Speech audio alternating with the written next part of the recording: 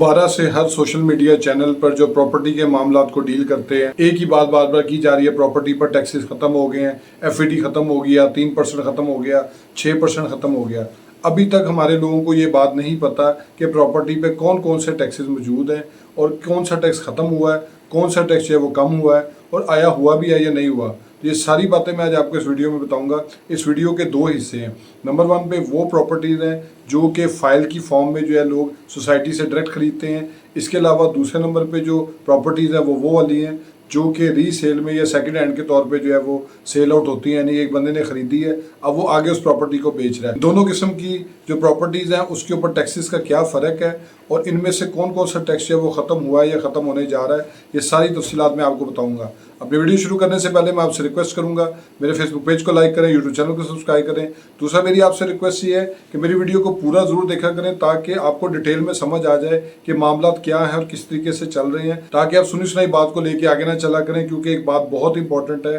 कि सुनी सुनाई बात को आगे तब तक पास ऑन नहीं करना चाहिए जब तक कि आपके पास उसकी वेरिफिकेशन ना हो। मैं आपको हर टैक्स के हिसाब से बताऊंगा कि प्रॉपर्टी के ऊपर ये टैक्स मौजूद है और साथ में फिर आपको ये भी बताऊंगा कि ये टैक्स होता कौन सा है और फिर आपको साथ ये बताऊंगा कि आया ये टैक्स कम हुआ है या नहीं हुआ। तो इसमें जो नंबर 1 के ऊपर जो टैक्स है वो है फेडरल एक्साइज ड्यूटी। ये सिर्फ और सिर्फ फाइल्स के ऊपर है जो कि प्लॉट पहली दफ़ा सोसाइटी सेल आउट करेगी, कोई भी डेवलपर सेल आउट करेगा या बिल्डर कोई चीज़, कोई हाउसिंग सोसाइटी या कुछ भी बना के जो है वो फर्स्ट टाइम किसी शख्स को जो है वो सेल आउट करेगा तो उसने फाइलर से 3% लेना है, जो लेट फाइलर उससे 5% लेना है और जो कि नॉन फाइलर है उससे 7% जो है वो उसने ये टैक्स कलेक्ट करना है। और ये बेसिकली कोई इनकम टैक्स का इससे कोई तल्लुक नहीं है, लेकिन ये फेडरल एक्साइज ड्यूटी है और इस ड्यूटी के बारे में ये कहा जा रहा है कि इसको ख़त्म किया जा रहा है, लेकिन आज की डेट तक इसको भी अभी तक ख़त्म नहीं किया गया है। 1 जुलाई 2024 से ये ड्यूटी प्रॉपर तरीके से इम्प्लीमेंट है और ये चल रही है और आज की डेट तक ये मौजूद है। हाँ, ये ज़रूर कहा जा रहा है कि इसको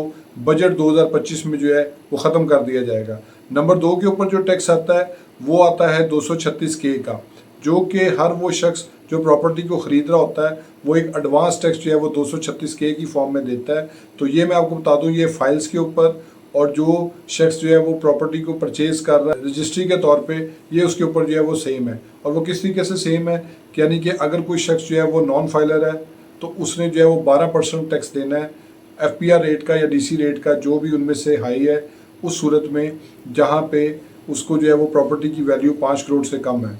अब दूसरी नंबर पे जो है वो इसमें 6% टैक्स जो है वो शख्स देगा जो कि लेट फाइलर है, यानी कि जिसने अपनी 2024 की रिटर्न टाइम पे जमा नहीं करवाई थी, उसका जो स्टेटस है वो लेट फाइलर कर दिया गया। नंबर 3 के ऊपर ये है कि जो शख्स फाइलर है उसने 3% टैक्स जो है वो देना है। अब ये जो एडवांस टैक्स है 236K का, इसके बारे में मैं आपको बता दूं कि इसके बारे में ये कंसिडरेशन अभी हो रही है कि इसकी परसेंटेज को कम किया जाए, क्योंकि ये तो 5 करोड़ तक की जो प्रॉपर्टी है उसके ऊपर 12% चला गया, लेकिन जो 5 करोड़ से ऊपर है, 10 करोड़ से कम है, उसके ऊपर यही टैक्स जो है वो 16% तक चला गया हुआ है। और इसी तरह 10 करोड़ से ऊपर जो प्रॉपर्टी चली गई है उसके ऊपर जो है ये टैक्स 20% तक जो है वो चला गया हुआ है। तो ये बहुत ज़्यादा टैक्स जो है वो मौजूद है, जिसको जो है वो कम करने के लिए गवर्नमेंट जो है वो प्लान आउट कर रही है। कि पहले गवर्नमेंट का ये प्लान था कि हम उस शख्स को ज़्यादा चार्ज करेंगे जो कि एक ज़्यादा मालियत की प्रॉपर्टी को ख़रीदने की जो है वो इस्तेताद रखता है, लेकिन उससे हुआ ये है कि जब बड़े बड़े इन्वेस्टर्स ने अपनी इन्वेस्टमेंट को रोका, उसके साथ ही जो है वो प्रॉपर्टी का सेक्टर भी डाउन हो गया।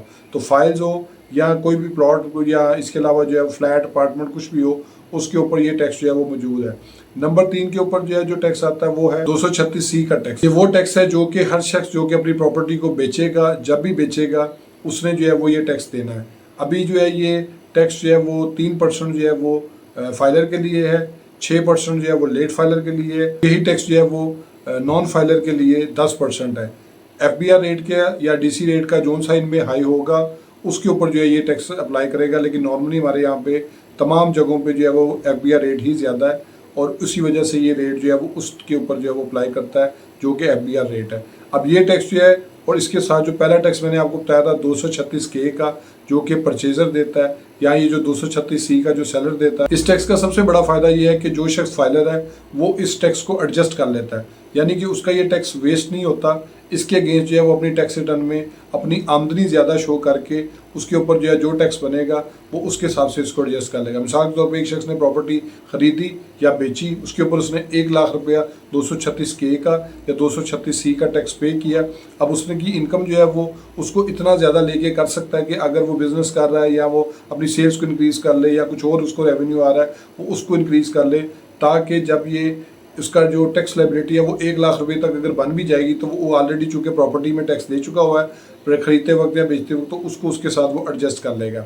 236C का टैक्स जो है इसके बारे में भी यही कहा जा रहा है कि इसको भी कम करेंगे वो। पहले इन्होंने कहा था कि शायद 1 अप्रैल से जो है वो इसको 2% कर दिया जाएगा, लेकिन वो भी एक न्यूज़ ही थी, उससे आगे उसका कोई स्टेटस नहीं था। तो आज की डेट तक जो है 236C का जो टैक्स है वो भी पूरी तरह से एप्लीकेबल है और उसमें किसी किस्म की जो है वो गुंजाइश या कमी या कुछ भी नहीं हुआ है, तो ये भी इम्प्लीमेंटेड है। फिर इसके साथ जो अगला टैक्स आ जाता है वो गेन टैक्स है। अब गेन टैक्स एक ऐसा टैक्स है जो इसमें फर्दर 2 डिवीजन्स हैं। एक ये है कि 1 जुलाई 2024 से पहले जो प्रॉपर्टीज खरीदी गई थी वो, और एक ये है कि 1 जुलाई 2024 के बाद जो प्रॉपर्टीज खरीदी गई हैं। इन दोनों में मैं आपको फ़र्क बता देता हूँ। जो कि 1 जुलाई 2024 से पहले जो प्रॉपर्टीज़ खरीदी गई थी उसमें ये है कि अगर वो शख्स जो है वो होल्डिंग पीरियड के हिसाब से जो है वो टैक्स कैलकुलेट करेगा अपना, यानी कि अगर उसका प्लॉट था वो 6 साल की हद तक उसने अगर वो परचेज़ किया तो उसके ऊपर जो है वो कैपिटल गेन टैक्स नहीं लगेगा, लेकिन 236C का टैक्स जो है वो लगेगा, क्योंकि 236C का टैक्स जो है वो एडवांस टैक्स है। लेकिन हमारे जो बिल्डर हज़रात हैं, हमारे भाई हैं